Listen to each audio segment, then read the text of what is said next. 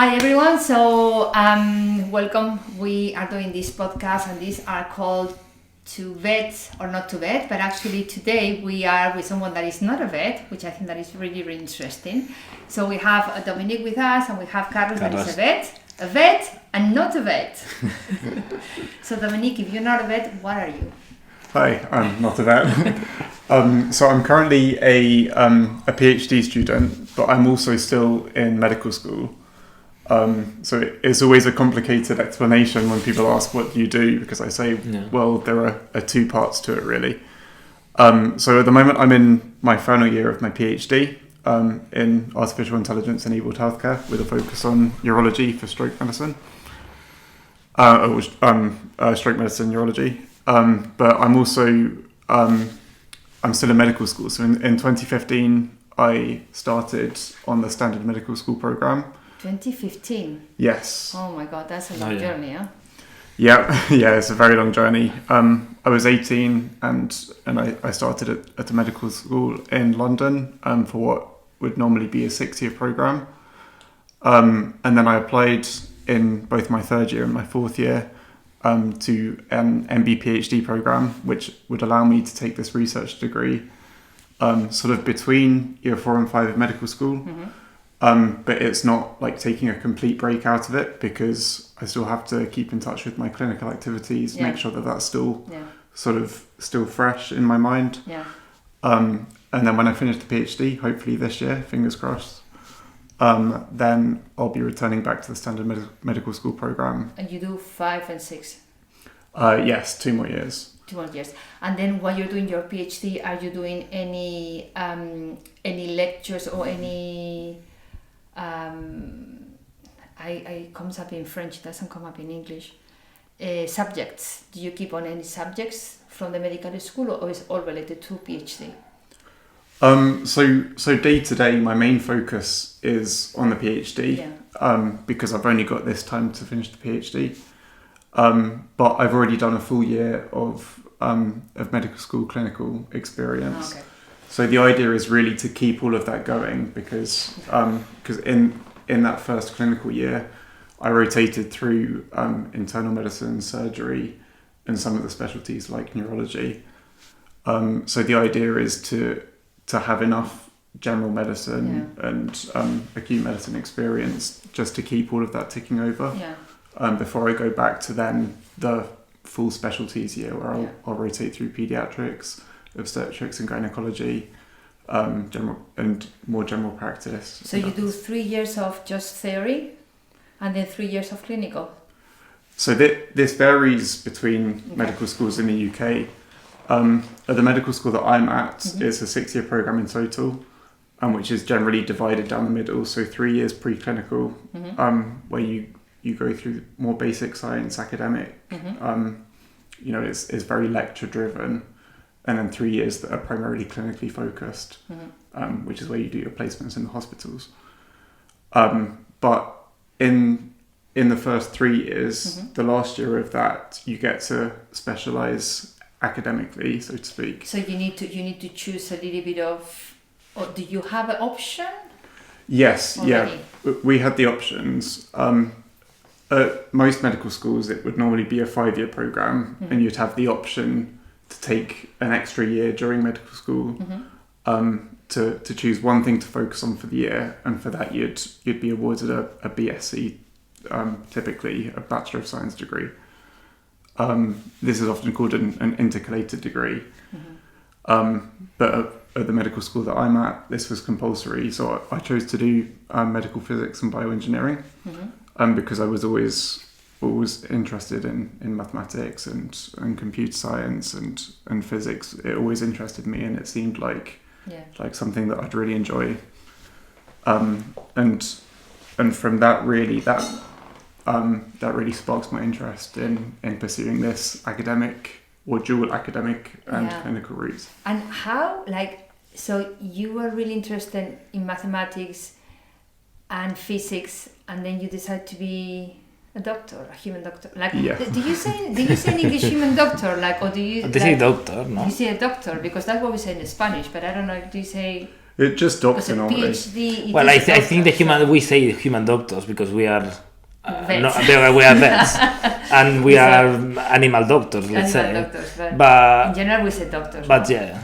Yeah, normally doctors, I guess. Yeah. But of course, like anyone with a PhD can use the title exactly. doctor. So you were interested in physics and mathematics, and you thought that you want to be a doctor.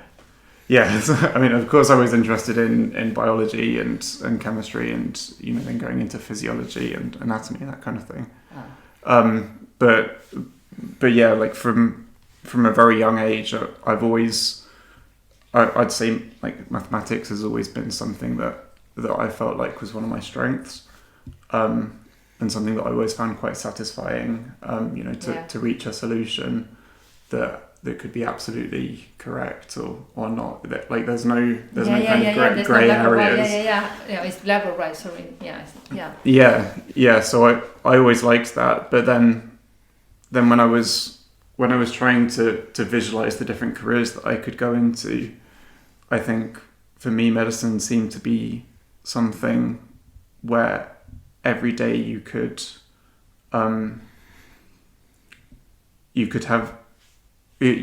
notice the kind of impact that you were having on other people's lives. Mm-hmm. And I think that's really what drew me towards it, that I could gain all of this knowledge, which is interesting in itself, but also to be able to apply everything that you're learning, the complex structures, to be able to then act in a way that can make someone's life and their experience completely transformed for the better, especially if it's at a point that they're worried that it might go downhill, and something that you can do from what you've learned can turn that around. Yeah, that's so interesting. I guess that because I'm rubbish at physics and mathematics, but it's true that everyone says I'm sure that's not true. No, it is. It is clear. But it's true that they always say like there is mathematics and physics on everything, no? And it's true that we think that is a more like abstract thing, and it is. It is not like actually one of the basic stuff that we have to study for the anesthesia residency. Like if someone wants to do anesthesia in the future, just to let you know, you will need to study physics. Yeah. Actually, there are books of physics for anesthetists. So it is something that physics are everywhere, and it is really important. Despite that, I'm also quite bad. Surely, as a neurologist and a neurosurgeon, you have to consider physics. Well, I think it will be more for it. Yeah, exactly. You should, but I thought that's the problem. But I mean, like the basic physiology of the basic. But I guess transmission between neurons. I find it interesting as a concept. Like you do think, you're completely right. But I guess that, like for example, when I was in school, I remember that they were telling me, you should be a lawyer, like you just do anything that is not related to anything scientific. And I was like, but I am drawn to the scientific side of life. Anyway, in question. So what is the process?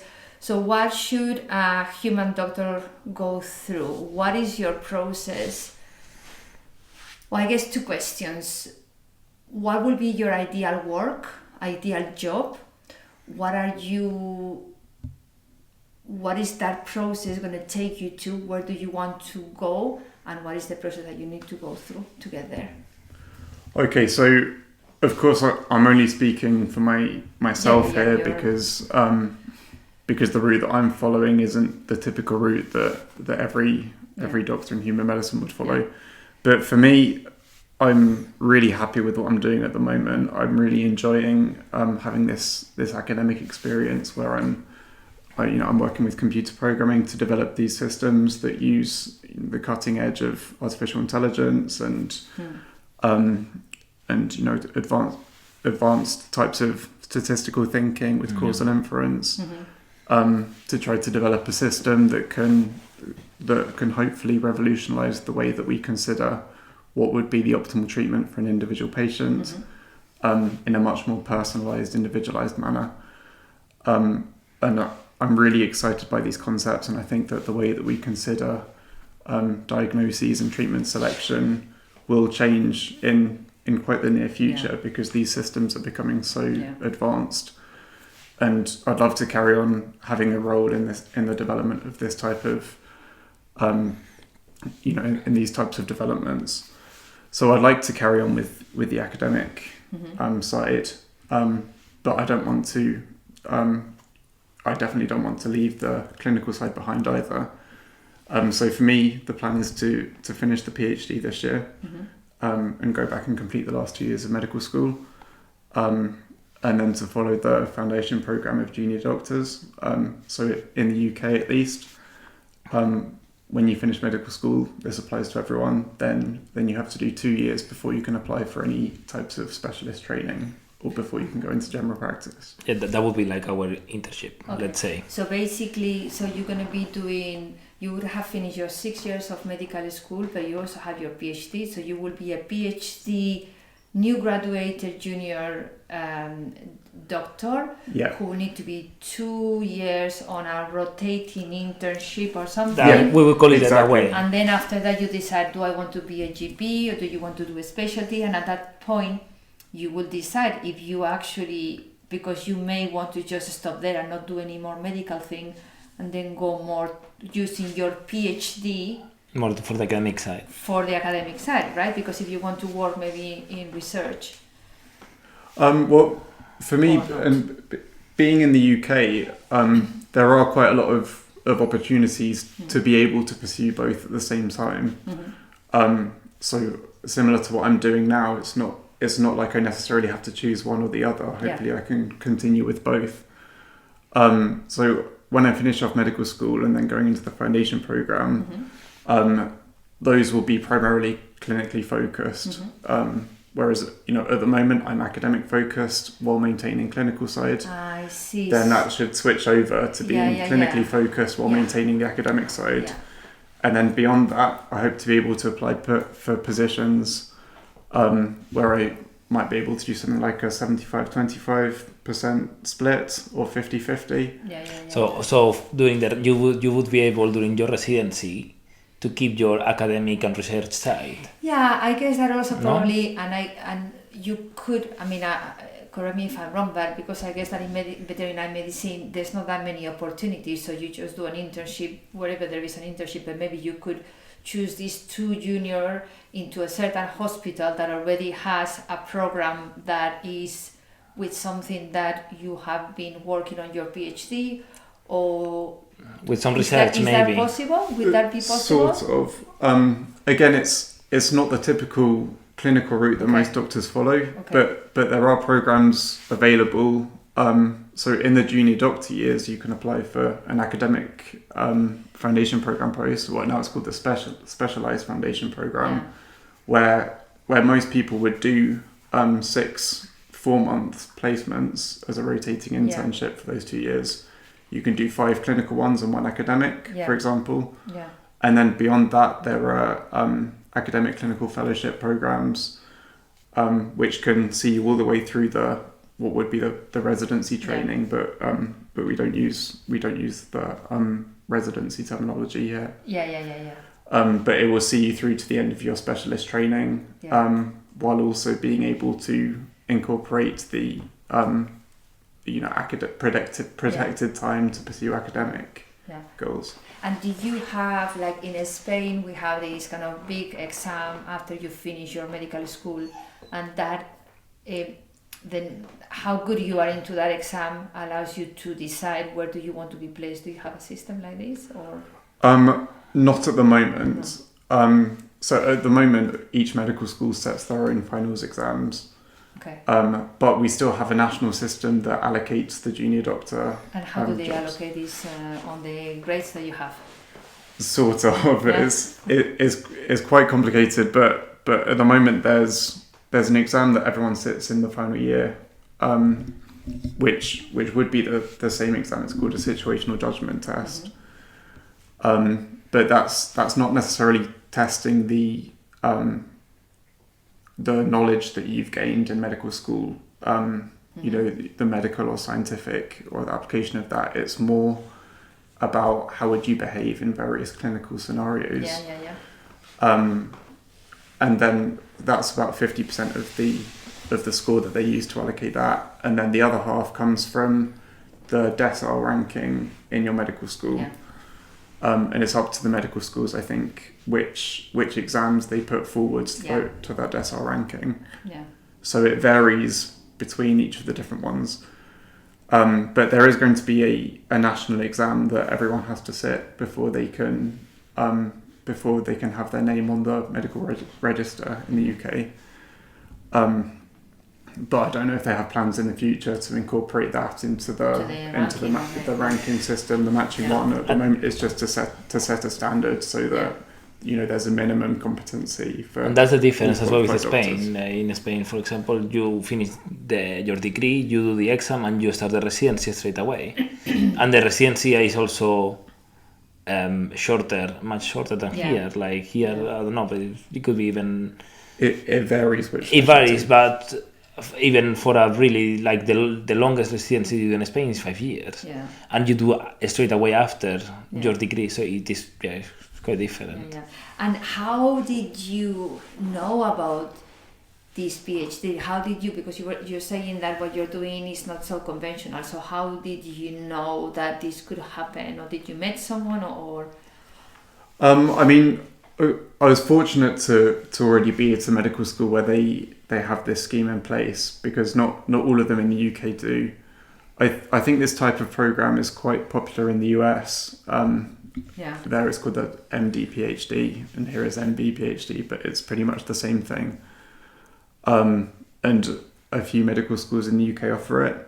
I think some offer transfer programs, so if you go to medical school that doesn't do it, you might be able to move to one that does. But I remember when I was starting medical school, there was a lecture where they gave us some information about it. So you didn't know before you started medical school? I was sort of aware of it, but it wasn't something I was really thinking about then. Did you choose that medical school because of that program? No. I chose it for a lot of other reasons. Like, as well as having a good reputation, it was also in London where I wanted to be, where you get to see a great variety of different patients. But it wasn't really until I was in my third year, where I was specialising in medical physics and bioengineering, that I realised that actually I was really enjoying the academic side, and I'd like to really focus in detail in learning. You discovered that you were a blue person. You needed to know all the details about it. Like that I really wanted to to go deep to the detail and in the detail understand. And that was when I was sort of really introduced to programming properly, and by doing a PhD I've been able to really gain a lot of experience to get to a level in that I'm very comfortable with being involved in the development of these kind of systems that I think are really going to shape the future of medicine. And did you feel, guys, when you were in school, did you know, did you feel that you were going to be amazing at what you were doing? But I mean, that was very kind of you to say. Because I didn't know. I always thought that I was a pretty rubbish student.